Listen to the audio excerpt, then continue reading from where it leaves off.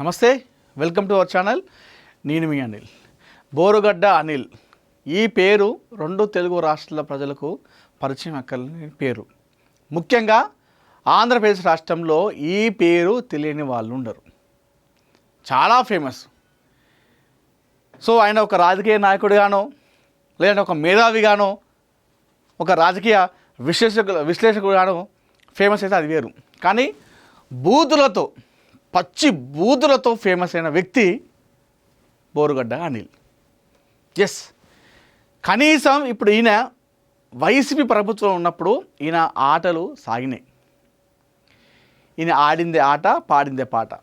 YCP ప్రభుత్వంలో జగన్కు support చేస్తూనే, జగన్ మద్దతుదారుగా ఉంటూనే ప్రతిపక్షాల పార్టీ పైన, ముఖ్యంగా పవన్ కళ్యాణ్ పైన పచ్చి బూతులతో, అంటే మాట్లాడుకోవడానికి చెప్పుకోవడానికి కూడా వీలు లేనటువంటి భాషలో రెచ్చిపోయాడు ఆ టైంలో మరి జగన్ కానీ, అప్పుడు వైసీపీ ప్రభుత్వం కానీ, వైసీపీ అధికార ప్రతినిధులు కానీ, ఆ నాయకులు ఎవరికైనా కూడా మరి ఈయన మా పార్టీ చెందిన వ్యక్తి కాదు, ఈయనకు మా పార్టీతో సంబంధం లేదని చెప్పేసి ఎప్పుడు చెప్పలేదు. మరి ఆయన వైసీపీ సపోర్టర్గానే మాట్లాడిండు, ఒక వైసీపీ నేతలాగానే మాట్లాడిండు, జగన్ అభిమానిగానే ఇప్పుడు కూడా మాట్లాడాడు. మరి అప్పుడు ఈ వైసీపీ సోకాల్డ్ అప్పుడు ప్రభుత్వం కానీ, అప్పటి ఈ అధికార ప్రతినిధులు కానీ, వైసీపీ నాయకులు ఎవరు కూడా ఖండించలేదు. ఎందుకంటే అప్పుడు విమర్శిస్తున్నాడు కాబట్టి ఏదో నడుస్తుందని చెప్పేసి లైట్ తీసుకున్నారు.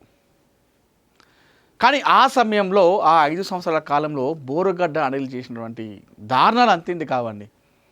ఎంత దారుణం అంటే అది ఎవరు కూడా ఓకే చెప్పారు అసలు. ముఖ్యంగా పవన్ కళ్యాణ్ని లకారంతో కూడిన భాష,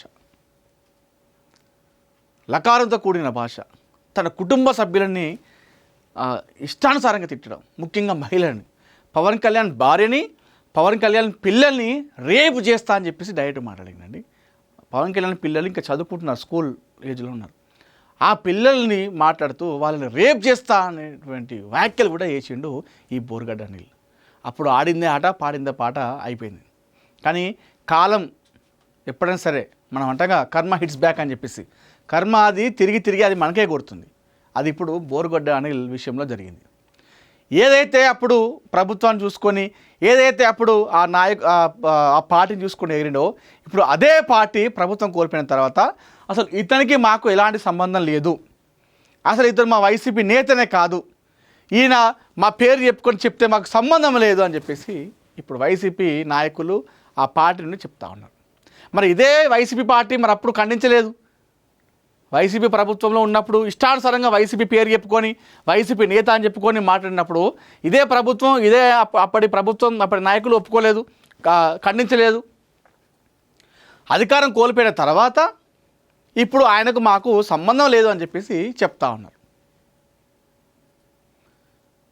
సో బోరుగడ్డ అనిల్ ఎప్పుడైతే ఈ ప్రభుత్వం కోల్పోయిందో, వైసీపీ ప్రభుత్వం కోల్పోయిన తర్వాత అసలు చాలా రోజులు కనిపించిన బయట అప్పుడు ఉన్నటువంటి ఆ యాటిట్యూడ్ కానీ, ఆ మత్తి మళ్ళీ ఎప్పుడు కనిపించలేదు. తర్వాత ఈయన చేసిన వ్యాఖ్యలు, డిప్యూటీ సీఎం పవన్ కళ్యాణ్ పైన గతంలో చేసిన వ్యాఖ్యలు, ఆయన కుటుంబం పైన చేసిన వ్యాఖ్యలు, ఆయన భార్య పైన చేసిన వ్యాఖ్యలు, వాళ్ళ పిల్లల పైన చేసిన వ్యాఖ్యలు, టీడీపీ నాయకుల పైన చేసిన వ్యాఖ్యలు, చంద్రబాబు పైన చేసిన వ్యాఖ్యలు, నారా లోకేష్ పైన చేసిన వ్యాఖ్యలు ఏదైతే ఉన్నాయో దానిపైన కేసులు పెట్టి, తర్వాత ఆ స్టేషన్ ఆ స్టేషన్ తిప్పుకుంటా 3rd డిగ్రీ కూడా వేయడం జరిగింది. అంటే మనం ఏదైనా సరే విర్రవీగద్దు, నాదే అంతా ఉందని చెప్పేసి విర్రవీగితే ఏమవుతుందంటే లాస్ట్కు అది నీకే తిప్పి కొడుతుంది. నువ్వు ఎవరి పేరు చూసుకొని ఎగిరినవో, ఏ ప్రభుత్వం చూసుకొని అప్పుడు ఎగిరినవో, ఏ పార్టీని చూసుకొని ఎగిరినవో, ఇప్పుడు అదే పార్టీ నిన్ను అసలు నీకు మాకు సంబంధం లేదని చెప్పేసి కొట్టిపడేసింది. నువ్వు ఇప్పటికి జగన్ అభిమాని అని చెప్పి చెప్తా ఉన్నావు, కానీ ఆ జగన్ ఇప్పటికి కూడా నీ గురించి ఇతను మా నాయకుడే అని చెప్పేసి నీ గురించి కొట్లాడలేదు, నీ గురించి మాట్లాడలేదు. నువ్వు అరెస్ట్ అయ్యి ఆ జైలుకు ఈ జైలుకు తిరిగితే వైసీపీ నుండి ఎప్పుడైతే నువ్వు పవన్ కళ్యాణ్ గురించి, పవన్ కళ్యాణ్ పిల్లల గురించి అంతా ఇష్టారాజ్యంగా పచ్చి బూతులు తిడుతూ, లకారంతో కూడిన బూతులు తిడితే ఏ వైసీపీ నాయకులైతే ఆ వీడియోను పోస్ట్ చేసి షేర్ చేసిరో, నువ్వు అరెస్ట్ అయ్యి జైలుకి వెళ్ళి నీకు తాడిగిరి వేస్తే ఆ వైసీపీ నాయకులు, ఆ కార్యకర్త ఒక్కరు కూడా నీకు సపోర్ట్ చేయలేదు. కనీసం సంఘీభావం కూడా తెలిపలేదు. అయ్యో పాప అనే ఒక పోస్ట్ కూడా ఎవరు కూడా పెట్టలేదు. ఇది బోరుగడ్డ అనిల్ పరిస్థితి. ఇది ఎవరైనా బోరుగడ్డ అనిల్ ఒకటే కాదు, ఇది అందరికీ చెందుతుంది. ప్రభుత్వం ఉంది కదా, మా పార్టీ అధికారంలో ఉంది కానీ రెచ్చిపోతే బోరుగడ్డ అనిల్కు ఏదైతే జరిగిందో అదే ఖచ్చితంగా జరుగుతుంది. విమర్శించాలి. రాజకీయాలు అన్నప్పుడు విమర్శలు సహజం. అది రాజకీయ విమర్శ వరకే ఆగిపోవాలి. వ్యక్తిగత విమర్శలకు తావు ఉండకూడదు. కానీ బోరుగడ్డ అనిల్ చేసింది మొత్తం కూడా వ్యక్తిగత విమర్శలే. వ్యక్తిగత విమర్శలతోనే ఆయన అత్యంత దారుణానికి అప్పుడు పూనుకున్నాడు. మొత్తం మీడియాకి వస్తే అది ఇంటర్వ్యూలో సైతం సరే ఆయన ఒక సెల్ఫీ వీడియో పెట్టుకొని పెడితే అది వేరు. పెద్ద పెద్ద ఛానల్ ఇంటర్వ్యూ ఇస్తూ కూడా నా కొడక అని చెప్పేసి రే పవన్ కళ్యాణ్ అంటూ వాళ్ళ భార్యల్ని పిల్లల్ని లకారంతో భాషలు. పిల్లలు ఏం చేశారని వాళ్ళ భార్య ఏం చేసిందండి? తిడితే నువ్వు పవన్ కళ్యాణ్ తిట్టాలి, చంద్రబాబుని తిడితే మీడియాలో మాట్లాడుకుంటా పవన్ కళ్యాణ్ భార్యని నా దగ్గరకు పంపించాలి, పవన్ కళ్యాణ్ పిల్లల్ని నా దగ్గరకు పంపించాలి, ఎందుకు తెలుసా అని చెప్పేసి రేప్ చేయడానికట అని చెప్పేసి. ఇంత దారుణం అనేది. కర్మ హిట్స్ బ్యాక్. అక్కడ వైసీపీ గురించి టీడీపీ జనసేన కానీ కాదు, ఆ స్థానంలో ఎవరున్నా కూడా ఎగిరిపడద్దు. అన్ని రోజులు మనవి కాదు. సో సముద్రం వల్ల ఇట్లా చిన్నగా చిన్న చెప్పేసి దాన్ని మనం ఎటుకరిస్తే అది ఒక పెద్ద అలరూపంలో వచ్చి నిన్ను తీసుకెళ్తుంది. సో దేని గురించి కూడా మనం తక్కువ అంచనా వేయకూడదు. అన్నీ మన రోజులు కావు. కర్మ హిట్స్ బ్యాక్ అని చెప్పేసి ఊరికి అనరు, కర్మ సిద్ధాంతం అని చెప్పేసి. ఇది బోరుగడ్డ అనిల్ విషయంలో జరిగింది. శ్రీరెడ్డి విషయంలోనూ ఇదే జరిగింది. ఏదైతే శ్రీరెడ్డి గతంలో వైసీపీ ప్రభుత్వం ఉన్నప్పుడు ఇష్టానుసారంగా ఇదే పవన్ కళ్యాణ్ కుటుంబాన్ని, చంద్రబాబు నాయుడు కుటుంబాన్ని, చంద్రబాబును, లోకేష్ను లకారంతో భాషలు మాట్లాడింది. ఇప్పుడు అదే వైసీపీ ప్రభుత్వం కోల్పోయిన తర్వాత శ్రీరెడ్డి మాకు సంబంధం లేదని చెప్పేసి చెప్పేయడంతో సేమ్ ఇదే తరహాలో శ్రీరెడ్డి కూడా బయటకు వచ్చి చాలాసార్లు ఏడ్చింది. నేను తప్పు చేసిన, బయటకు వచ్చి అరిచిన, ఇష్టానుసారంగా మాట్లాడినా, ఎవరినో పెట్టుకొని పార్టీలో చేస్తారు, నేను పార్టీ కోసం పనిచేస్తే నాకు లాస్ట్కు ఇదే అయిందని చెప్పేసి బాధపడి ఆమె సైలెంట్ అయిపోయింది. ఇప్పుడు అదే కోవలకి బోరుగడ్డ అనిల్ వచ్చింది. సజ్జల రామకృష్ణారెడ్డి, వైసీపీ అధికార ప్రతినిధి వెంకటరెడ్డి, వీళ్ళిద్దరూ కూడా బోరుగడ్డ అనిల్ విషయంలో చాలా సీరియస్ తీసుకున్నారు. ఇతని వల్ల పార్టీ డ్యామేజ్ అయింది. పార్టీ అధికారం కోల్పోవడానికి ప్రధాన కారకులు ఈ బోరుగడ్డ అనిల్ ఒకటని చెప్పేసి అటు వెంకటరెడ్డి వైసీపీ అధికార ప్రతినిధి, అటు సజ్జల రామకృష్ణారెడ్డి ఇద్దరు కూడా ఇతను దూరం పెట్టడం జరిగింది. అసలు సంబంధం లేదని చెప్పేసి చెప్పడం జరిగింది. అప్పటి నుండి ఇప్పటి వరకు అటు బోరుగడ్డ వర్సెస్ సజ్జల, బోరుగడ్డ వర్సెస్ వెంకటరెడ్డి ఇది జరుగుతూనే ఉంది. జగన్ దగ్గరికి నేను వెళ్ళడానికి వెళ్తే, ఆ నివాసానికి వెళ్తే నన్ను వెళ్ళనీయకుండా అడ్డుపడుతుంది ఈ వెంకటరెడ్డి, సజ్జల రామకృష్ణారెడ్డి అని చెప్పేసి సజ్జల రామకృష్ణను, వెంకటరెడ్డిని ఇప్పుడు తిడుతూ ఉన్నాడు బోరుగడ్డ అనిల్. మీరు ఎవర్రా నన్ను పార్టీలోకి రానివ్వడానికి? నేను వైసీపీ నేతను కాదు అని చెప్పడానికి మీరు ఎవర్రా? నేను గతంలో వైసీపీ ప్రభుత్వంలో ఉన్నప్పుడు చంద్రబాబు పైన, నారా లోకేష్ పైన, అదేవిధంగా పవన్ కళ్యాణ్ పైన విమర్శ చేస్తే వీళ్ళు ఎవరు కూడా తప్పు అని చెప్పలేదు, సమర్థించారు. ఇప్పుడు అదే నాయకులు నా వల్ల పార్టీకి డ్యామేజ్ అని చెప్పేసి నన్ను బదనాం చేసే ప్రయత్నం చేస్తూ ఉన్నారు. జగన్కు నన్ను దగ్గర చేయట్లేదు అని చెప్పేసి వాళ్ళు అటు సీరియస్ అవుతా ఉన్నారు ఇప్పుడు బోరుగడ్డ అనిల్. మొన్న జగన్ ఇంటి ముందు తాడేపల్లిగూడెంలో ఆ ప్యాలెస్ ముందు కూర్చొని ధర్నాకు దిగిండు. ధర్నా కూర్చున్నాడు. నన్ను రానివ్వట్లేదు, నన్ను జగన్ దగ్గరికి పోనివ్వట్లేదు, నేను జగన్ను చూసి రాజకీయాలకు వచ్చిన, జగన్ చూస్తే నీ వైసీపీలో చేరిన, జగన్కు సపోర్ట్ చేసిన, అలాంటి వైసీపీకి అలాంటి జగన్కు నన్ను దూరం చేస్తున్నానని చెప్పేసి ఇప్పుడు మాట్లాడుతూ ఉన్నారు. ఇప్పటికీ ఆయన మీద ఎన్నో కేసులు అయినాయి, 3rd డిగ్రీ జరిగిందని చెప్పి చెప్తా ఉన్నాడు. ఇంత చేస్తే పార్టీ కోసం నేను మా పార్టీకి సంబంధం లేని చెప్పి చెప్తా ఉన్నారు, వీళ్ళు లేవులు అని చెప్పేసి చెప్తా ఉన్నారు. ఇదంతా జరుగుతూ ఉంది. సో తెలుసుకున్నాడు బోరుగడ్డ అనిల్ చేసిందంతా, నేను గతంలో ఇంత చేసి ఉండకూడదు, నేను ఇన్ని మాట్లాడకుండకూడదు, నేను ఏదైతే చేసినో ఇప్పుడు అదే నాకు తిరిగి కొడుతూ ఉంది, నా అనుకున్న వాళ్ళు నన్ను నట్టేయడం ముంచిరు అని చెప్పేసి చెప్తా ఉన్నాడు. పవన్ అన్న సారీ నన్ను క్షమించు అనే దగ్గరికి వచ్చిండు ఇప్పుడు బోరుగడ్డ అనిల్. మరి ఇదేదో అప్పుడే ఉన్నప్పుడు, అధికారం ఉన్నప్పుడు ఎవరైనా సరే నువ్వు ఒక రాజకీయ నాయకుడిగా ఉండి ఒక పదవిలో ఉంటే విమర్శ చేస్తే అది నీ పార్టీకో నీ అధినాయకుడి ముందు నీ పేరు ఏదో ఉంటుంది. నువ్వు ఎలాంటి సంబంధం లేకుండా ఇష్టానుసారంగా ప్రభుత్వం ఉందని చెప్పేసి ఇష్టానుసారంగా లకారంతో భాషలు మాట్లాడి ఇప్పుడు ఏడిస్తే ఏం లాభం? ఇప్పుడు థర్డ్ డిగ్రీ వేస్తే ఏం లాభం? మంచి వాళ్ళందరూ ఉన్నోళ్ళు కూడా రాజకీయం చేసుకుంటా ఉన్నారు. నువ్వు పార్టీ కోసం కష్టపడ్డావు, తిరిగినావు, విమర్శలు చేసినావు రాజకీయ ఇతర ప్రతిపక్షాల పైన. కానీ ఇలా జరిగింది ఏంది? జగన్ ఇంట్లో నీకు స్థానం లేదు. జగన్ ఇంటి బయటనే నీకు అక్కడికే ఆగిపోయింది నీ స్థానం అనేది. ఇది రాజకీయాల్లో ఇవన్నీ జరుగుతూ ఉంటాయి. దయచేసి అంటే ఈ ప్లేస్లో ఎవరైనా సరే ఇలాంటి వ్యాఖ్యలు చేయడం సరికాదు. పవన్ అన్న సారీ అని చెప్పేసి చెప్తా ఉన్నాడు ఇప్పుడు బోర్గడ్డ అనిల్. నేను తప్పు చేసిన అప్పుడు అంతా మాట్లాడి ఉండకూడదు అనేది చెప్తా ఉన్నాడు. ఇక మరికొంతమంది అయితే ఆయన జనసేనలోకి వెళ్ళిపోతున్నట్టుగా పవన్ కళ్యాణ్తో భేటీ అవుతాడు, జనసేనలో పార్టీలో చేరుతాడు అని చెప్పేసి మరికొంతమంది చెప్తా ఉన్నారు. బయట వార్తలు వస్తూ ఉన్నాయి. ఎందుకంటే వైసీపీ చీకొట్టింది కాబట్టి ఎవరినైతే ఏ పార్టీ అయితే తిట్టిండో, ఎవరినైతే ఆయన అంతా చేసిండో అదే పార్టీలో జాయిన్ కాబోతున్నట్టుగా మరికొంతమంది చెప్తా ఉన్నారు. అదే జనసేనలోకి ఎంట్రీ కాబోతున్నాడు బోర్గడ్డ అని చెప్పి చెప్తా ఉన్నారు. మరి అది ఎంతవరకు వాస్తవమో కాదో తెలియని ఈ వార్తలు వస్తూ ఉన్నాయి. సరే, ఎవరైనా సరే కర్మ హిట్స్ బ్యాక్. ప్రభుత్వంలో ఉన్నాము, ఆ పార్టీ సపోర్ట్ ఉంది, ఆ నాయకుడు సపోర్ట్ ఉంది, నా వెనకాల ఇంతమంది ఉన్నారని చెప్పేసి విర్రవీగితే కాలం ఒక రాజులో ఉండదు, ఎప్పుడో ఒకటి మారుతుంది. ఇప్పుడు ఆ కాలం మారిన విషయంలో బోర్గడ్డ అనిల్కు సరిగ్గా సరిగిపోయింది. మొన్న జగన్ ఇంటి ముందు కూర్చొని ఆయన బాధ ఆవేదన ఒకసారి విందాం. నేను ధర్నాకి రాలేదు, నిరసన కూడా కాదు ఇది. నేను పార్టీ ఆఫీస్కి జగన్ సార్ని కలిసడానికి వచ్చిన. నాకు అక్కడ పర్మిషన్ లేదని చెప్పినారు. ఆల్రెడీ నేను ఒక 10 రోజుల క్రితం వస్తే అడ్వకేట్స్ని అపాయింట్ చేస్తామని చెప్పి పిలిస్తే వెళ్ళినా. జగన్మోహన్ రెడ్డి గారు పార్టీ ఆఫీస్లో ఉన్నప్పుడేమో నువ్వు పెద్ద నాకు పార్టీ చేసేట్టు, నువ్వు అసలు చాలా మంచి సబ్జెక్ట్ ఉన్నవాడివి, నువ్వు అన్నమాట నేను చెప్పాను. నా లైన్ మార్చేశాను. నా ఇంట్లో వాళ్ళని బుద్ధులు తిట్టారు, నా భారతమ్మని తిట్టారు, భారతమ్మని క్యారెక్టర్ అసాసినేటెడ్గా మాట్లాడారు. ఆ పొద్దు ఎవరు మాట్లాడలేదు. ఈ పొద్దు పార్టీ కోసం నేను పనిచేసా. 9 నెలలు జైల్లో ఉండా, 22 కేసులు పెట్టించుకున్నా, 3rd డిగ్రీలు ఊరంతా తిప్పిన, రాశివరి నుంచి చివరికి 16,000 కిలోమీటర్లు తిప్పారని చెప్పి కారుమూరి వెంకటరెడ్డి అనేవాడు నన్ను రౌడీ షీట్ అంటాడు. హైకోర్టు ఆల్రెడీ చెప్పింది ఆ రౌడీ షీట్ దానికి కాపుతుంది. ఆ మాట అన్న వాళ్ళకి 12 మంది పోలీస్ ఆఫీసర్స్కి మెమో ఇచ్చింది. పొలిటికల్ గా అందరికి ఉంటుంది, వయసు వర్ష. అంటే రాజకీయాలు ఎలా ఉంటాయో చెప్పడానికి ఒక నిదర్శనం. ఇదే వెంకటరెడ్డి వైసీపీ అధికార ప్రతినిధి, ఇతను వైసీపీ పేరు చెప్పుకొని వైసీపీ నాయకుడు అని చెప్పుకొని ఇదే పవన్ కళ్యాణ్ పైన చంద్రబాబు పైన లకారంతో కూడిన భాష మాట్లాడితే, మరి ఇప్పుడు ఇతను మా నాయకుడు కాదని చెప్పేసి అప్పుడు ఒప్పుకోలేదు, అప్పుడు చెప్పలేదు. ఎందుకంటే అప్పుడు వైసీపీ ప్రభుత్వంలో ఉంది, వాళ్ళు నడిచినప్పుడు అప్పుడు వాళ్ళు చెప్పుకునే ప్రయత్నం చేయలేదు. సో ప్రభుత్వం ఓడిపోయింది.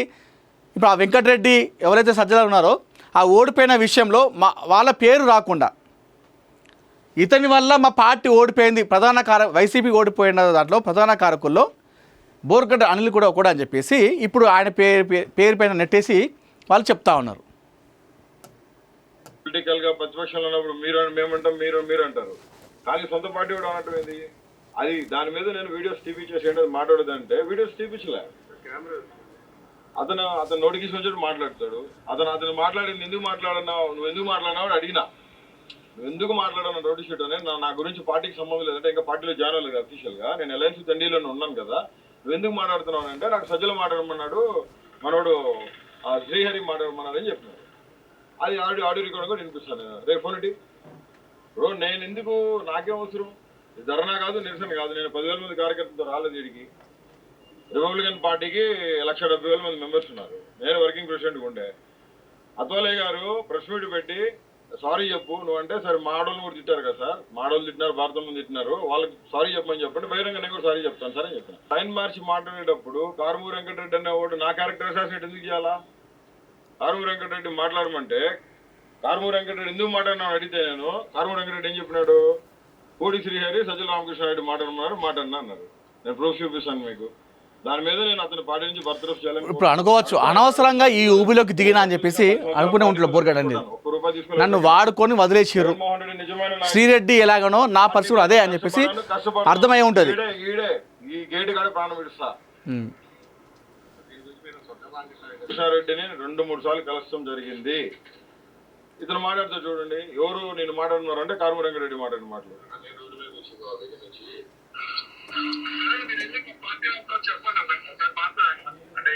ఏమని మాట్లాడాలి? దీని కంప్లైంట్ ఇవ్వమంటారా?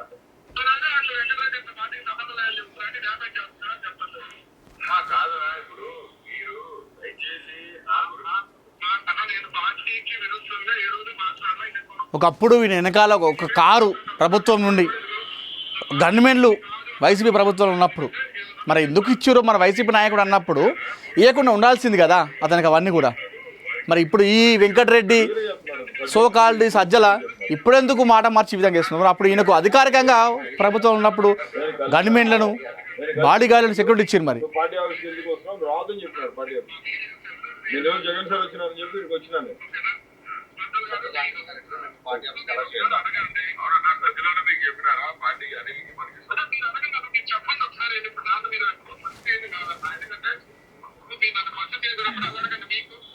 మీరు పార్టీలో మీ అన్ని వాళ్ళే కట్టారు అంటున్నారు కానీ వాళ్ళకే చెప్పండి.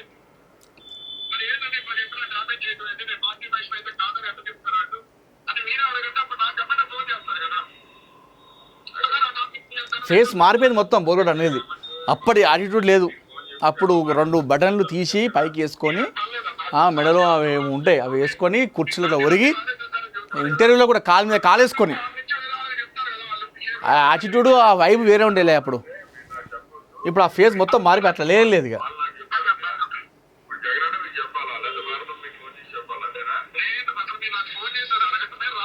నేను అడగడమే తప్పండి. నా గురించి మాట్లాడచ్చు నేను అడగదు. మీకు అర్థమైపోతుంది బోర్గడ్ అనిల్ నీ స్థానం నీ స్థాయి ఏంది వైసీపీలో అనేది మీకు అర్థమైపోతుంది. రాజకీయాల కోసం వాళ్ళ స్వార్థం కోసం నిన్ను వాడుకున్నారు అనిల్. ఇప్పటికైనా జగన్మోహన్ రెడ్డి గారు దళితుల పట్ల చాలా చాలా చాలా గొప్ప మనసు కలిగినాడు. కాలర్ పట్టుకొని చెప్పాడు దళితులు నా మేనమామలని.